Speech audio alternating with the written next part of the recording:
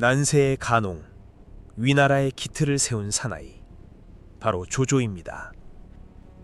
백만 대군을 호령하고 천하를 손에 넣으려 했던 그가 유독 한 가지 앞에서는 이성을 잃었다는 기록이 있습니다. 무엇일까요? 바로 남의 아내를 탐했다는 사실입니다. 오늘은 정사와 야사의 행간 속에 숨겨진 조조의 또 다른 얼굴을 따라가 보겠습니다. 천하의 영웅이라 불리던 조조는 왜 유독 유부녀 앞에서 무너졌을까요? 소문은 사실일까요? 이쯤에서 출시 사건을 한번 살펴볼게요. 서기 197년 형주의 군벌 장수가 조조에게 항복합니다. 항복했으니 명목상 전쟁은 끝났습니다. 그러나 진짜 사건은 그 이후에 벌어집니다. 조조는 항복한 장수의 숙모 추씨의 미모의 마음을 빼앗깁니다. 그리고 그녀를 자신의 첩으로 들이라 명령합니다. 황당한 팩트입니다. 항복한 지 며칠 되지 않은 시점에 첩으로 들인다는 것, 이게 단순한 호색이었을까요?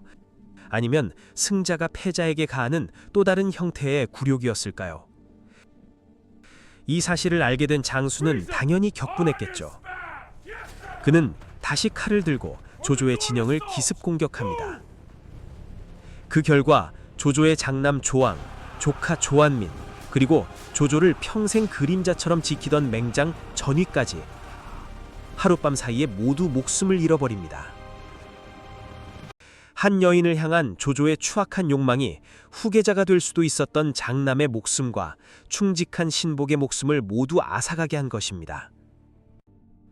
만약 조조가 추씨를 첩으로 들이지 않았다면 삼국지의 역사는 달라졌을까요? 조왕이 살아남아 조조의 후계자가 되었다면 위나라의 운명은 달라졌을까요? 또 다른 사건은 두씨 사건입니다.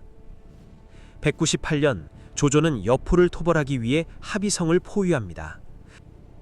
이때 여포의 부하 진일록에게는 아름다운 아내 두씨가 있었습니다. 흥미로운 것은 이 여인을 탐낸 사람이 조조뿐만이 아니었다는 사실입니다. 바로 의리의 화신이라 불리는 관우였습니다. 관우는 성이 함락되기 전 조조에게 미리 부탁합니다. 훗날 성을 함락시키면 두씨를 제 아내로 주십시오. 의외지만 사실입니다. 그리고 조조는 흔쾌히 그러겠노라 약속합니다. 평소 의리와 충절의 상징으로 그려지는 관우조차도 전리품처럼 여인을 미리 점찍어 두었다는 이 일화, 우리가 알던 관우의 이미지와는 사뭇 다른가요? 아무튼 각설하고 성이 함락되던 날 조조는 직접 두씨를 보게 됩니다. 그리고 그녀의 미모의 마음을 빼앗긴 조조는 관우와의 약속을 어기고 자신이 직접 그녀를 데려갑니다. 일각에서는 이 사건이 훗날 관우가 조조를 떠나 유비에게 돌아가게 된 결정적 계기 중 하나였다는 해석도 있습니다. 당신의 생각은 어떻습니까? 조조 부자 간에도 갈등이 있었죠. 바로 견시 사건입니다. 204년 조조는 숙적 원소의 근거지 업성을 함락시킵니다. 그곳에는 원소의 며느리이자 둘째 아들 원희의 아내인 견시가 남아 있었습니다. 당대에 손꼽히는 미모로 워낙 유명했던 견시입니다. 그녀의 이야기는 앞선 두 사건과는 결이 조금 다릅니다. 조조의 차지였을까요? 그러나 이번엔 조조보다 한 발 더 빨랐던 사람이 있었습니다.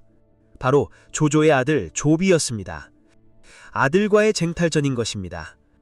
업성이 함락되자마자 가장 먼저 달려가 견시를 발견한 것은 조비였고 그는 곧바로 그녀를 자신의 아내로 맞이합니다. 이때부터 떠도는 이야기가 있습니다.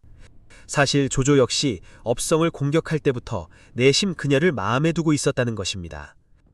그러나 아들이 한 발 빠르게 움직였고 조조는 끝내 그녀를 가질 수 없었습니다.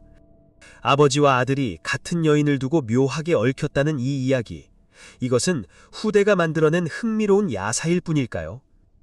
이야기는 여기서 끝나지 않습니다. 견시를 마음에 품었던 또 한 사람, 조조의 셋째 아들 조식. 훗날 형수가 된 견시를 향한 그의 애틋한 마음이 명문장 낙신부에 담겨 있다는 해석이 전해 내려옵니다. 거의 막장 드라마죠. 한 여인을 둘러싼 아버지와 두 아들의 엇갈린 마음. 역사인지 전설인지 그 경계는 흐릿하지만 이 이야기가 1000년이 넘도록 회자되는 이유는 분명해 보입니다.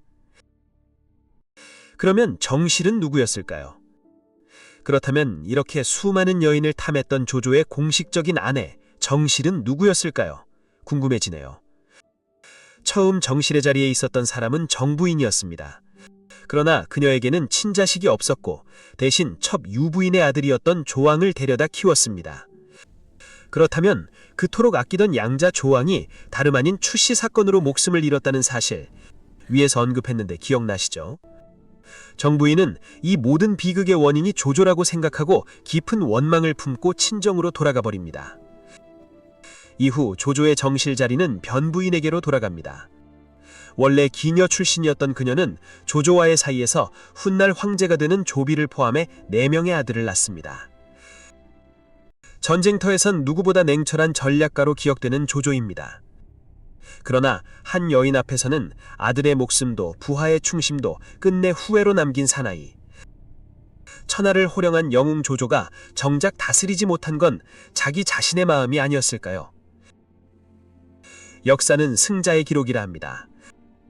하지만 그 안에는 지워지지 않은 인간적 욕망과 결핍이 가득합니다.